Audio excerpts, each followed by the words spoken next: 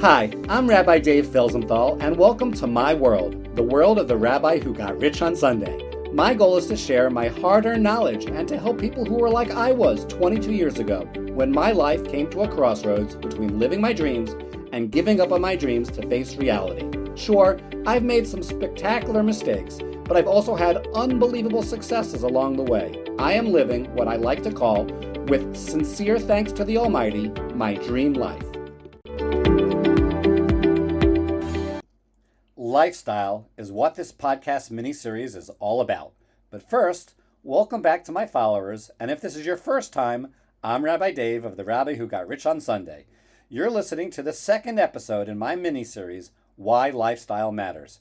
Today I've got a story that might surprise you. I spent an entire month enjoying free trips, all thanks to my business success, with the first stop being Las Vegas. When I told some of my Jewish friends I was heading there, the reactions were priceless. One whispered, "Rabbi, is this even allowed?" Another asked if I was opening up a kosher slot machine. I laughed and said, "Relax, I'm not going for gambling.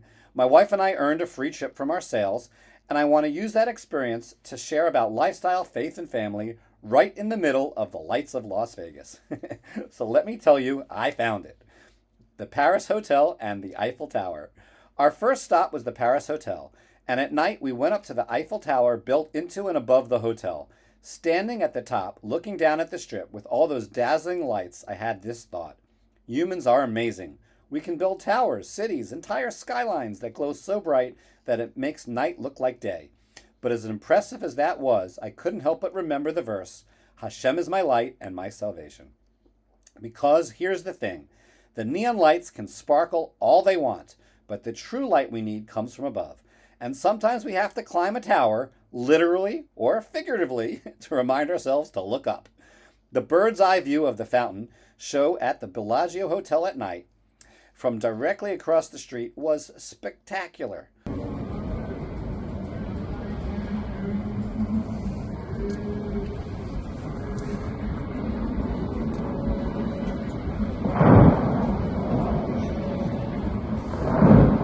Also, watching the amazing light show on the outside surface of the Sphere was beautiful and a great way to excite us for our visit there the next day.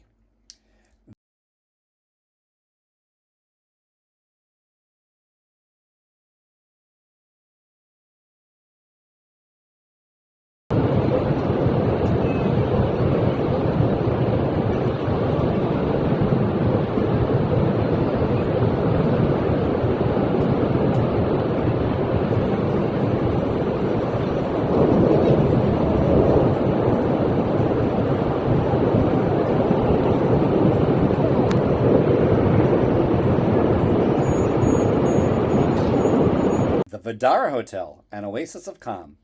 The next day, we checked into the Vdara Hotel for the rest of the trip. Now, if you've been to Vegas, you know most hotels are filled with slot machines, cigarette smoke, and a general sense that you've entered an alternate universe. But the Vdara, no casino, no smoking, just peace. And that made me think, life is a lot like Las Vegas. You see, there are distractions everywhere, bright, shiny objects and lights pulling you in 100 directions. But you have to choose your environment. You have to build your own oasis where you can actually breathe, think, and connect. That's not just a hotel review, that's a lifestyle principle. The Sphere, robots and postcard Earth. Now, the highlight for me was the Sphere. If you haven't seen it yet, it's this giant dome where they combine technology, art, and imagination. We even talked to AI-driven robots. And I'll be honest with you, when the robot turned to me and said, "Hello, Rabbi, how can I help you today?" I thought, if it says by donating to charity, I'm going to faint. I'm just kidding. But here is some video footage of the actual conversations we had. Here. What kind of luck is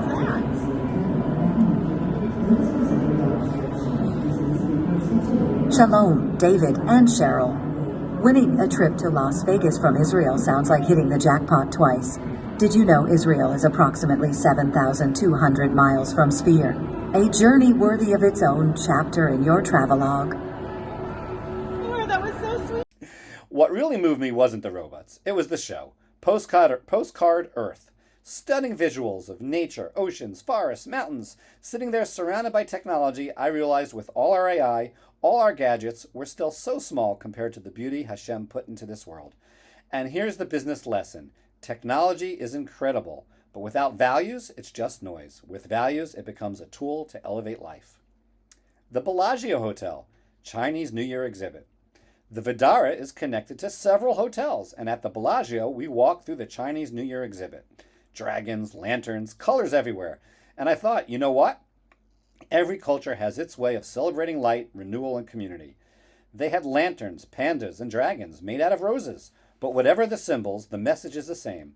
We're all searching for joy, for hope, for meaning, and when you can appreciate someone else's celebration without losing your own, it expands your soul. Cirque du Soleil's Oh.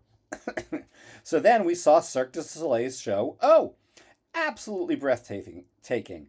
Acrobats flying, diving into water, flipping in ways I didn't know the human body could move. But here's what struck me. None of those performers just woke up one day and said, I think I'll jump off this trapeze and hope it works out. No, it's discipline, practice, trust, and teamwork. And isn't that the formula for everything? In business, you prepare and practice. In family, you build trust and work as a team. And in faith, you show up every day, even when it's hard, even when nobody's applauding. 10 lifestyle lessons from Vegas. So what did I actually learn in Vegas? Well, here are 10 lifestyle lessons I brought home with me. 1. Not everything bright is valuable. Choose your light. 2. Create your oasis of calm, even in a noisy world. 3. Use technology, but don't let technology use you. 4. Let beauty remind you to slow down. 5. Appreciate other cultures, but hold on to your own. 6. Discipline and preparation lead to excellence. 7. Rest is not a luxury, it's essential. 8. Wonder fuels creativity, make room for it. 9. Shared experiences build family bonds. And 10. Faith is what gives meaning to everything else. Lifestyle and business. So you may be wondering, what does all of this have to do with business? And the answer is everything. After our trip to Vegas, I noticed something. My mind was sharper. I had new ideas for my work. Even my conversations with clients felt lighter. Here's the truth. If you live better, you lead better. If you take time to recharge, your business thrives. Lifestyle is not separate from business. Lifestyle is the fuel that powers it. The fun part, tax deductions. So here's a little bonus again for all my entrepreneur friends.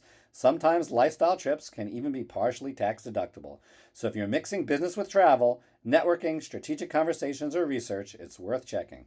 Now for us, Cirque du Soleil was a free business reward. But hey, I did learn about teamwork.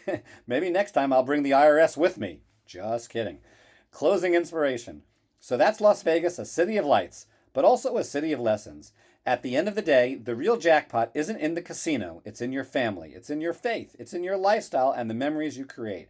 Because wealth isn't just about money. It's about meaning and the kind of light that never burns out.